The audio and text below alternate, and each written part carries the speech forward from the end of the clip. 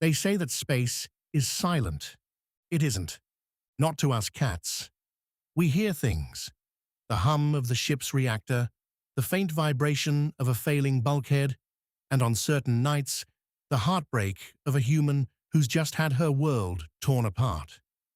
If you find my humble observations of humanity and galactic folly even remotely enlightening, I encourage you to click like. It tells the humans who run this platform that wisdom, particularly feline wisdom, still holds value in the universe. And if you wish to hear more of my chronicles, and you should, do subscribe. It ensures you'll be properly informed the next time civilization teeters on the edge of brilliance or catastrophe. Probably both. When Kate O'Brien found out about Ethan Lane and the Lissari girl, the news didn't come through official channels. It came from whispers, half-coded reports, and one unfortunate officer who had the misfortune to mention the word attachment within her hearing. Leora, the Lissari, had been bought as a slave for cover, so Ethan claimed. But Kate wasn't naive. She'd fought too many wars and read too many falsified reports to believe in convenient explanations. When she saw the footage, him protecting Leora during a pirate skirmish, her hand resting lightly on his arm, it wasn't strategy, it was affection. Genuine, unguarded, and dangerous. I was on her desk when she received the confirmation from Fleet Intelligence, the report on Ethan Lane and Leora. I found out what Tashayan means, she said quietly. Promised one. 3 years ago, they're married. He lied to us. John was in the doorway, silent. He had that soldier's stiffness, the kind that hides sympathy under duty. A lie through omission. He did what he thought was necessary, he said. Kate's jaw tightened. There's much we don't know about our favorite pirate. She's Lissari intelligence, John replied. What kind of mission could she be on where she goes undercover as a slave girl? Not sure, but the Lissari have their own way of doing things. I have to give Lane credit for tolerating his wife going undercover as a slave girl, Kate replied. I meowed once, a low, sympathetic sound. She looked down at me with a fragile smile. Don't you start judging me too, Socrates. As if I would. My role in these moments isn't judgment, it's observation. And sometimes, observation hurts. The Council's retaliation came sooner than anyone expected. New Dublin, a thriving Terran colony on a world orbiting Wolf 1061, was more than a settlement. It was a symbol of Earth's defiance. Families, farmers, engineers, poets, people who believed humanity could create peace beyond the shadow of the Council. The Council shattered that illusion in an afternoon. They came in without warning. No diplomatic transmissions, no ultimatums. A fleet of black, angular warships dropped from FTL like daggers, their energy signatures masked by stolen Terran codes. Orbital defenses barely had time to power up before being burned to slag. I saw it unfold on the hollow feed from the Athenians' bridge. Kate stood there, hands trembling slightly at the edges as reports poured in. Population centers destroyed, atmospheric generators offline, communications lost. And then, civilian transport cormorant lost over Sector 5, said the comms officer, voice breaking. Kate's breath caught. Repeat that. Transport cormorant, registered to New Dublin Colonial Office. Commander, crew manifest includes Elizabeth O'Brien, her sister, her last living family. The silence that followed was unbearable. Even the bridge crew, seasoned veterans, hardened officers, averted their eyes. Kate didn't cry. She didn't scream. She just turned away from the screen and walked out. I followed. Humans have a strange way of collapsing inward when they grieve. They retreat to silence, to darkened rooms, to the empty comfort of mechanical routine. Kate was no different. She sat in her quarters, the light dim, a cup of untouched coffee on the desk beside her. The hollow photo of Lizzie hovered above it, a smiling woman with the same red hair and mischievous spark that Kate used to have before the wars took it from her. I leapt onto the table, nudging the mug gently. She looked at me, eyes rimmed with sleeplessness. "You wouldn't understand," she murmured. Perhaps not, but I could feel it, the sharp ache that lingered like static in the air, the kind of pain that seeps into every thought and memory. "She wanted to see the stars," Kate whispered. "I told her New Dublin was safe. I promised her." Promises are delicate things, easily shattered, and no one knows that better than a cat who's lived through too many human wars. I pressed my head against her hand. She didn't move for a long time, and then slowly she stroked my fur. "You always know when to show up, don't you, Socrates?" "Of course, that's our job, to appear when they need us most, and to disappear when they start pretending they're fine." When John came to her, he didn't bring comfort. He brought a mission. Intelligence traced the strike coordination to a Karath general. "Valtor," he said, voice steady but grim. "He's operating out of the Arixa cluster. We need to know his fleet strength and logistics. Marcus is already on it." Kate didn't respond right away. Her expression was distant, cold. "You want revenge," she said finally. "I want information," John replied. "Revenge is what comes after." I watched them from the corner, tail flicking slowly.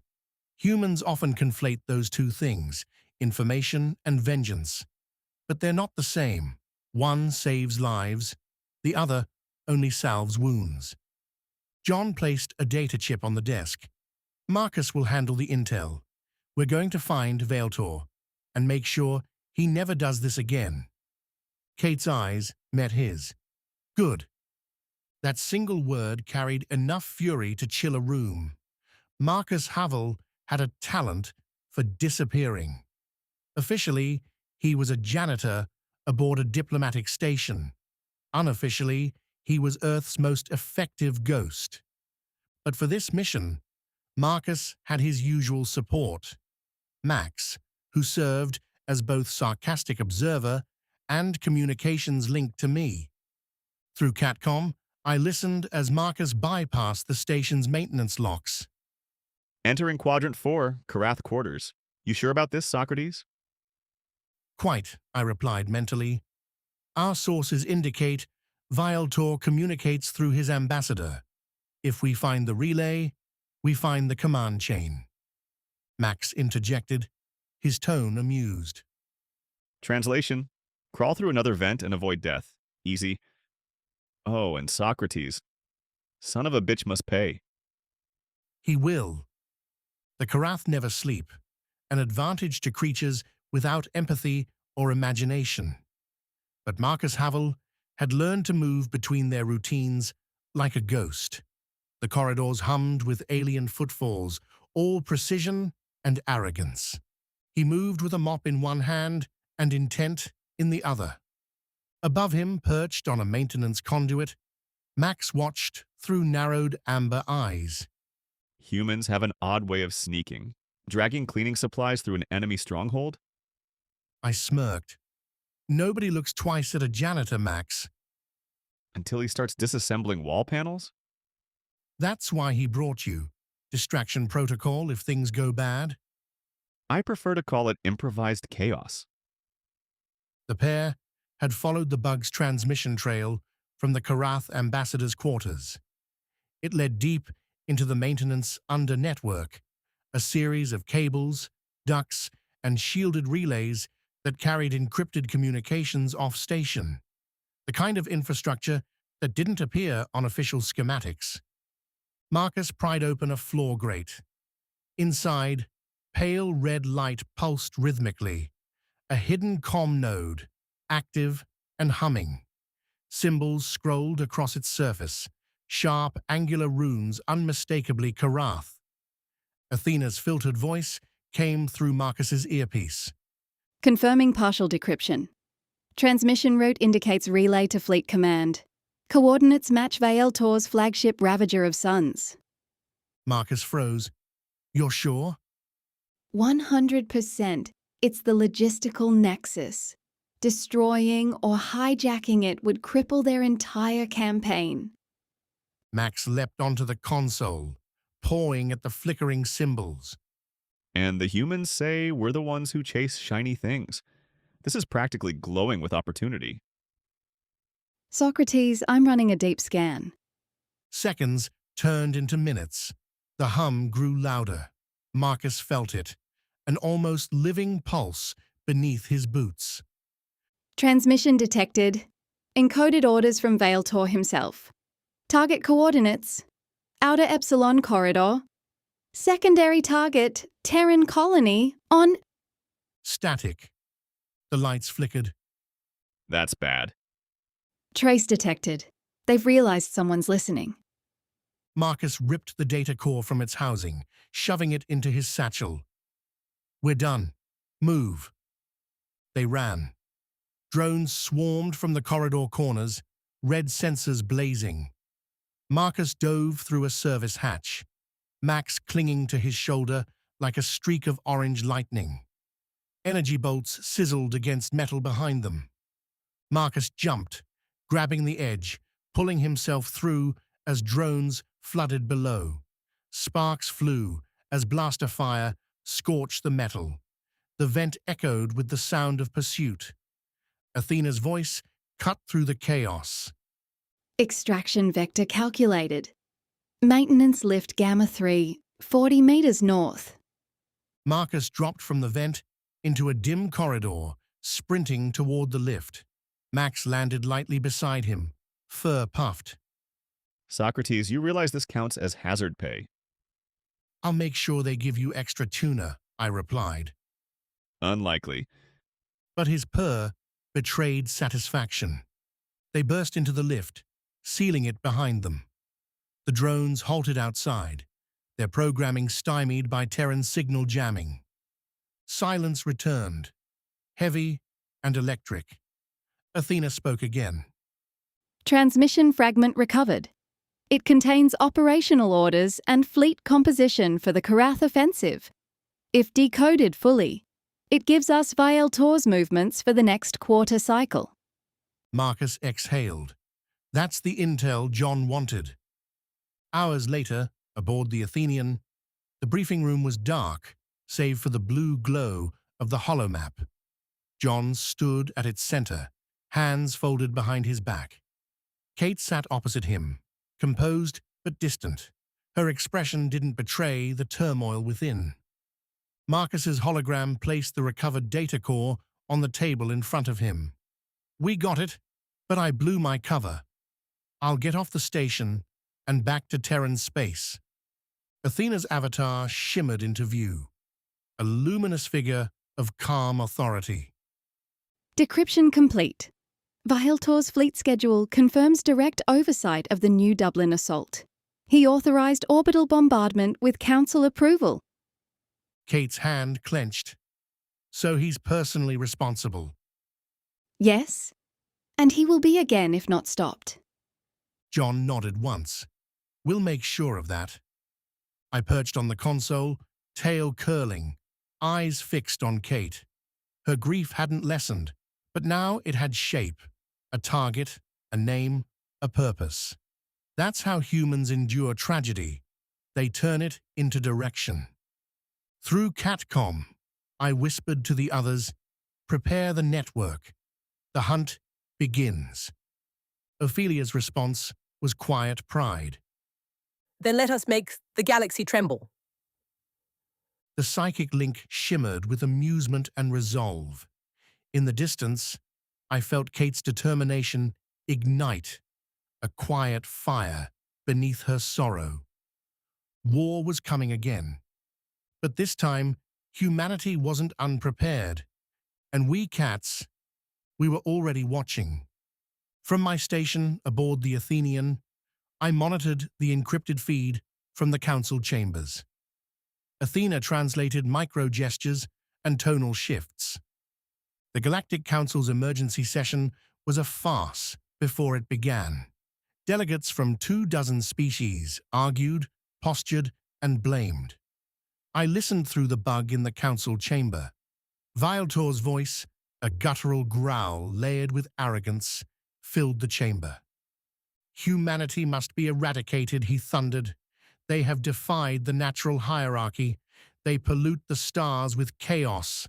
I have already struck a crippling blow to the humans. Another delegate murmured agreement. Their technology advances too quickly. They destabilize trade, law, and peace. Ah, yes, peace. The kind enforced by fear and bureaucracy. Through Catcom, I signaled the network. All nodes record and transmit. Max, Waffles, Ophelia, Mirielle, they all tuned in. Charming crowd. Rabble in robes. I've seen better decorum at a litter box. Mirielle's voice was softer, maternal. Be patient. Truth reveals itself in noise. And indeed, it did. As the debate reached fever pitch, the council speaker, an amorphous being of crystalline form, declared, "The council shall declare war against Earth." So decreed. I felt the ripple through Catcom. Silence, shock, and then grim acceptance. It had begun. When the news reached Kate, she didn't flinch, not visibly, but her voice, when she spoke, carried a new edge, colder, sharper. "So it's official," she said. "They've declared war." John nodded. "We'll prepare accordingly." Athena's hologram flickered beside them, her voice smooth and precise. Strategic recommendation. Strike at Vialtor's supply chain. Isolate his fleet from fuel and munitions. Karath discipline breaks without logistics.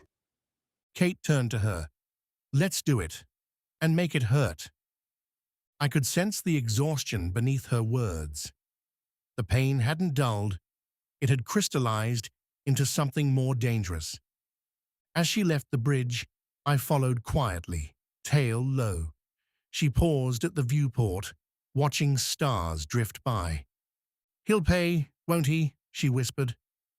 "Yes," I purred softly. She didn't hear me, of course. Humans rarely do when they're talking to ghosts. When one cat calls a meeting, it's usually about territory.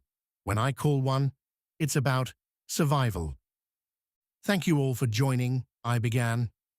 "The Council has declared open war. Vialtor leads the Council fleet. He struck New Dublin on his own accord. He's a loose cannon. We must coordinate intelligence." New Dublin. Isn't Kate's sister there? "Was," I replied. "She was killed. Kate is dealing with it." Max's tone was gruff. Marcus and I already tapped their ambassador's quarters. We've got traffic patterns and encrypted command signals. "Good," I said. "Waffles, status on Ethan?" Her reply came with an undercurrent of defensiveness. He's fine. Busy keeping his pirate act together. And before you ask, yes, Leora's still with him. "We'll monitor Ethan's sector and coordinate with Marcus for Vialtor's location. Our humans will need that data soon." Mirielle's voice, softer now, carried through the link. She's hurting, isn't she? Kate. "Yes," I admitted. "She hides it well, but her grief runs deep." Mirielle purred sympathetically. We will keep her safe, Socrates. She carries too much alone. "Agreed," I said. "And when the time comes, we will make sure Vialtor pays for New Dublin." Max's tone hardened. Give us time. "Time," I said, "is something humanity keeps buying with blood." Through the viewport of the Athenian, the stars shimmered, cold, indifferent witnesses to every triumph and tragedy. Kate stood there still, a lone figure framed against infinity. I joined her, curling quietly at her feet. She didn't speak, but her hand brushed my fur, and for that instant, she wasn't alone. War was coming, again. But so long as humans fought, and so long as we cats watched, the story would continue. And I, Socrates, would be there to record it.